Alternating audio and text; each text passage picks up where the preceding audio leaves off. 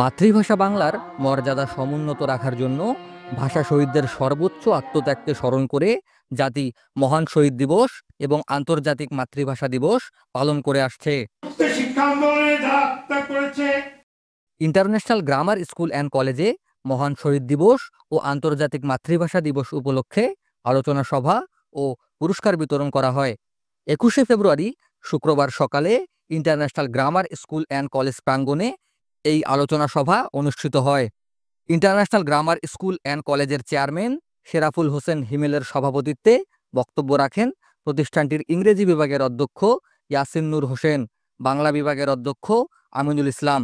এ সময়ে বক্তারা 52 ভাষা আন্দোলনের তাৎপর্য তুলে ধরেন শিক্ষার্থীদের কাছে।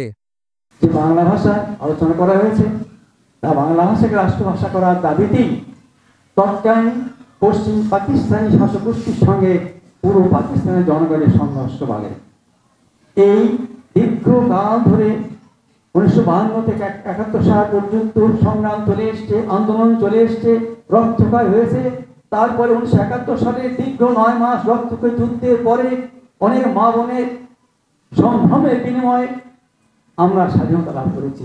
বাংলা ভাষা রাষ্ট্রভাষার আন্দোলনের যে মূল থিম, যে মূল চিন্তা, যে স্পিরিট, এটাকে বুঝতে হবে।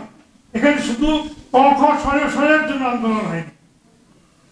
বাংলাদেশের কৃষ্টি, সংস্কৃতি, সভ্যতা, চাল চলন, আচার আচরণ সবকিছু মিলেই 21শে ফেব্রুয়ারি 1952।